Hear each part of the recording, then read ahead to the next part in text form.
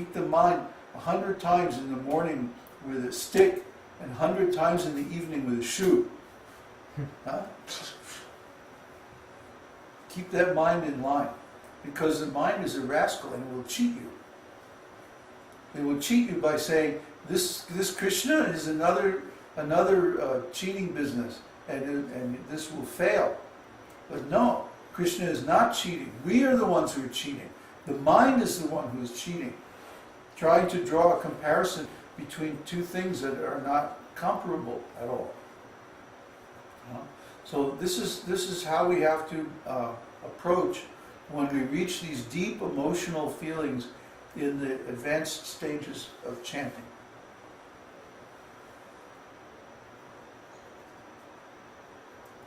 How are we doing? Any more questions? We got one more. It looks like maybe one more in the queue. Question from Tiago. Dear Babaji, please accept my humble obeisances. Would it be possible to attain prema from a nice environment and having ecstatic sankirtan, Chaitanya Mahaprabhu's style, or for example, or is it needed to be isolated to and do the chanting like your experience? You know, it just depends on the individual and the situation. There's no hard and fast rule. As it says, Lord Chaitanya says in his Shikshashtika, there's no hard and fast rule for this chanting process. It depends on circumstances. I can imagine circumstances where you had really pure association and really ecstatic kirtans, where just by doing kirtan and the association of devotees, you could get to prema. And then I could imagine another situation, like more similar to my situation, where I had to go away from everybody to reach prema. It depends on how much support, how much sympathy you have from your association and how pure they are. See, I looked all over for association of pure devotees. I couldn't find it. I had to go away. I had to isolate myself. See, it was very hard. It's not my nature. I like to be in a group. I like to be in a situation. Actually, I don't like to be the leader. I don't like to be the one who's calling all the shots, I like somebody else to do that, and I'll just do my service very quietly in the back room, okay? No, none of this Jai Babaji stuff, I don't like that. But I have to accept the role because, well, nobody else is doing it. They're all doing something else. They're starting a religious group or, a gang or something. That's not what we're doing. We're trying to follow Srila Prabhupada and create an educational institution that actually teaches pure bhakti. Not a religion and not a cult and, not any of those other things. So I had to accept that responsibility, that position, because that's the position that Krishna has put me in. And I'm not wild about it, but okay, here we are. I'm not gonna cheat. I'm not gonna run away. I have to take the responsibility. That's what Srila Prabhupada wanted me to do, and that's what I'm going to do.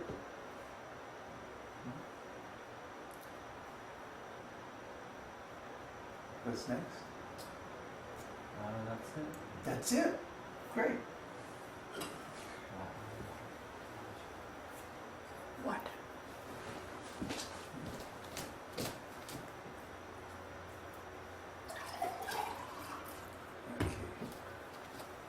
Oh.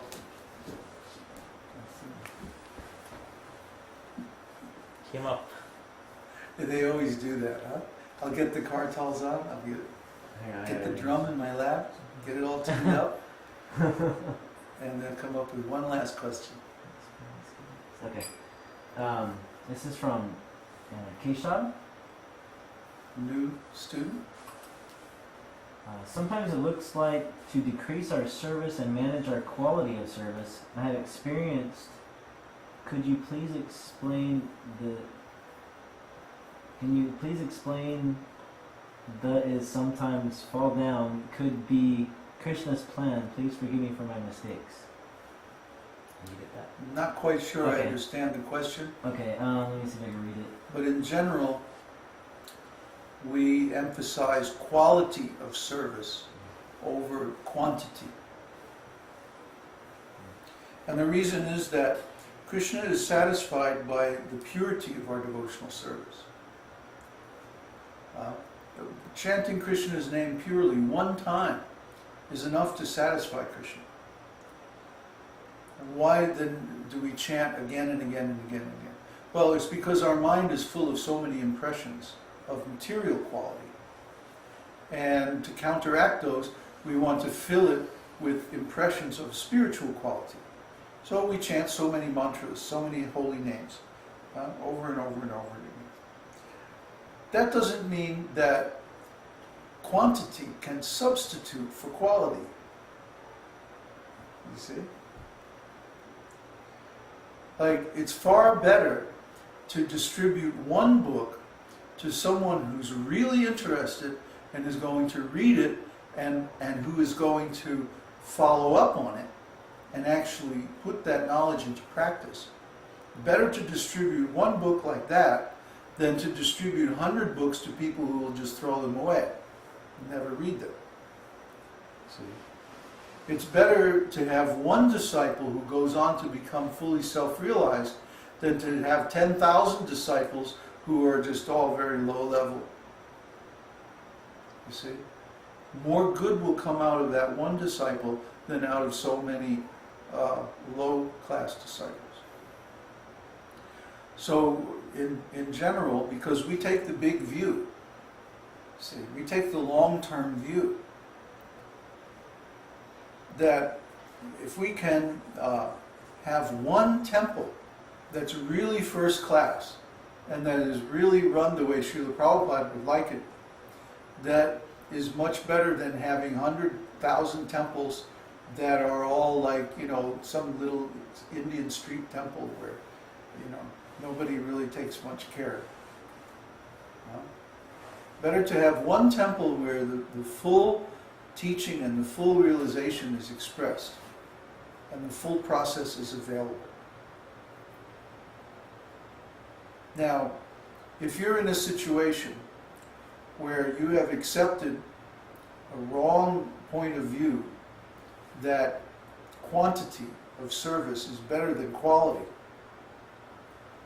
then you may have to reduce your service, the quantity of your service, in order to bring the quality up to the real standard. This is to avoid over-endeavor. See, over-endeavor, the nectar of instruction, we went over this a couple of weeks back. Rupa Goswami in the Nectar of Instruction says that one of the things that causes a fall down is to try to attain mundane goals that are very difficult to attain. If we try to pursue these things, then you can invest an endless amount of energy in these different processes, like trying to become the world's biggest book distributor, or the world's greatest kirtan leader, or the most something or other, whatever it is. You can put an endless amount of energy into that. But is that going to please Krishna? Or is that something that you're trying to do to please your own false ego? Oh, I'm the world's greatest whatever. Or maybe trying to please somebody else. Trying to please, the other devotees or the guru or somebody. Would you think Krishna is pleased? You think he's impressed by that? I don't. If you read in the scripture carefully, you'll find that Krishna is more pleased by a little bit of very high quality service than by a lot of very low quality service. So it's better to increase the quality. And then if you can increase the quantity too, that's very nice. But the point is attaining that quality of pure devotional service. If you can chant one round with perfect concentration and perfect pronunciation and rhythm. Thinking of Krishna with love the whole time. That's much better than chanting 16 rounds or 64 rounds just mechanically.